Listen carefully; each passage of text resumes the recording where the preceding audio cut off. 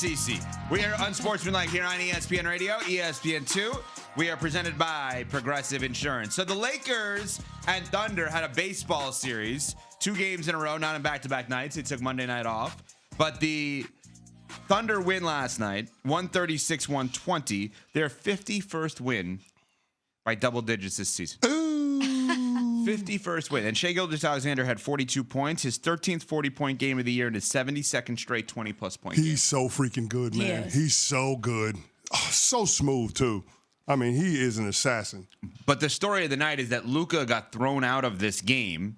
Luka tonight, by the way, and the Lakers in Dallas for the return. The game will be seen on ESPN. And Dave McMenamin, ESPN NBA reporter, explained what happened. It actually is kind of comical. I mean, maybe Luka didn't enjoy it, but Dave, who covers the Lakers in the NBA, explained what happened last night with Luka and a fan. Yeah, I spoke to the fan named Jeremy Price, who goes by the courtside tattoo dude, and he told me that, yeah, he was exchanging verbal spars back and forth with Luka Doncic throughout the game, telling him that his shots, he was leaving them short.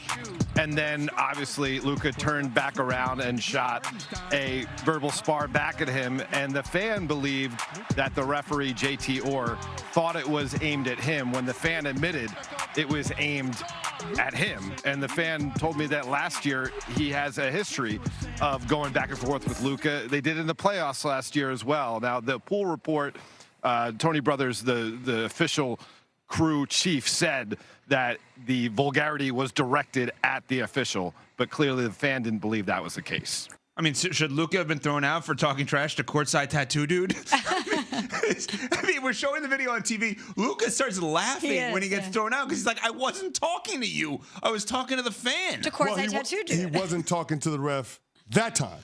Right. Well, he always talks to the ref. He was chirping at the ref in the middle of the third quarter after he buries a 30-foot three. He keeps on. Of course, Jared Vanderbilt hits a shot, and then Luka gets teed up right after that possession. He was going at the ref in that instance. So based on the circumstances in that first quarter, if you're Luka Doncic, you leave it up to interpretation. That's what can happen. You can get thrown out of a game. And to me, the shame of it all is that the LA Lakers going into yesterday's game needed to win 2 of the next 4 to lock up the 2 seed in the West. And now you're the second night of a back-to-back after losing against OKC in a game where you didn't necessarily think you needed to play LeBron James and Luka. Mm-hmm.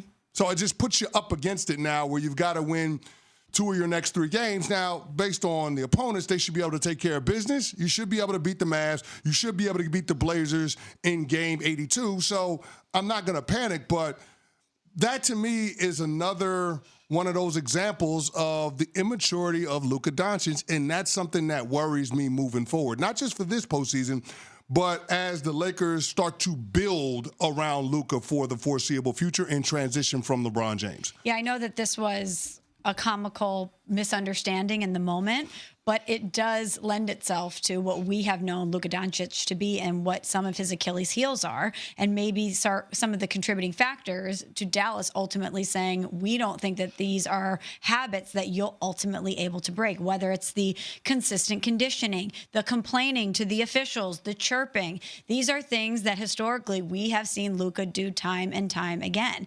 And I'm with UCC. I don't think that there's not a need right now to panic when it comes to the Lakers. I'm not only assuming they're going to take care of business with Dallas, I would expect that to be a very good win for them. I don't know. Okay. I don't know. And the reason why I don't know is because it's going to be emotional for Luka, and he just got tossed from the game the night before. But I would think you would hope in that instance he would be able to channel it in order to get his revenge or to make a statement. I would hope. You're absolutely right. They are a more talented team than the Dallas Mavericks. Yes. So there is no excuse for them losing, even if it's a second night of a back-to-back, even with your 2 stars being nicked up. They should be able to win that. And I misspoke. I said the 2 seed. It's the 3 seed that they have to lock up. They get 2 wins. They'll lock up the 3 seed. So that's what the Lakers need to be focused on in order to position themselves and to be on the other side of the bracket with OKC. So the next time you face that team, if you do play that team, would be in the conference finals. That would be the preference. But again, this is another one of those instances where I'm just looking for Luka to grow up just a little bit. I was told when he got traded to L.A., oh, he's going to be around LeBron James. Oh, he's going to be around J.J. Redick, somebody he has a relationship with. Maybe he'll be able to develop in that way. Maybe he'll be able to have, more maturity. And based on the comments that you got from both of them post-game, it seems like they're more enabling Luka rather than trying to deter the behavior that got him tossed out of the game in the first place. And that is what would concern me if I'm a Lakers fan. Not the next couple games and what position they're going to be getting into the playoffs, which obviously matters. But if this is going to be the next wave of Lakers superstar that they build around, and after he's shocked and moved from Dallas, you would think at least in this window that he would be so locked in. He has that chip on his shoulder. He's going to make sure that he is doing everything he can to prove himself in this moment. And if these habits are still there now, what are they going to be like 2-3 years from now? That is what would concern me as a Lakers fan. You know, Nuno, our producer, is devious. I want to point something out. Well, it's brilliant, but it's devious. Okay, go on. Nuno has come up with a way for more people to watch the Lakers and Mavs tonight that actually hurts the Mavs. So think about this. We're going to watch tonight, 7 p.m. Eastern, coverage beginning on ESPN. What Nuno wants is for everybody to watch the game, but not go to the game. Nuno has come up with a plan that he wants the Lakers to announce early in the day that Luka's not playing tonight to screw the Mavs organization so nobody buys tickets and everybody watches the game. Nuno, that's devious but brilliant. Could you see the Lakers doing that second night of the back-to-back, just saying, nah, Luka's not playing? No. We'll still watch because it's playoff positioning and it's LeBron. When they got the tribute video lined up and the thank you Luka t-shirts? I mean, that would be... Wow. Oh, you can't have a tribute video right to this game? More people would watch on TV. TV. They have the tribute video set up, and they're going to hand out thank you Luka t-shirts to the fans that show up. Mm-hmm. But did it make sense for I know the Lakers, Canty said they have to win at least 2 games, right? It was supposed to 2 of the last 4. Yeah. But did yesterday make sense for them to play? Because you beat the Thunder a couple days ago. No, I disagree with it. I didn't think they should play them. So it feels like they're setting up for someone to sit out this game, unfortunately. If it's Luka. That, I'll be mad. Why? Because I want him to play. It'd be an amazing storyline for us for tomorrow. If he sits out, we're still going to watch. It's on ESPN. You still have LeBron James. But I want him to play. I want this storyline for me as a consumer. I want to see him play. Okay, so what if they sit Luka and LeBron and AR-15? They go out there. They go and get nuts. the win. They get the win. They still win. For Luka while Luka's resting. See, my team didn't even need me, and we beat y'all. Just saying, I think that rub their noses in a little bit. I think Nuno's devious plan to increase the ESPN TV ratings and decrease the Mavs ticket sales is fascinating. Wow, that is a fascinating move by one Nuno. Because I will tell you, tonight it's gonna be interesting to watch.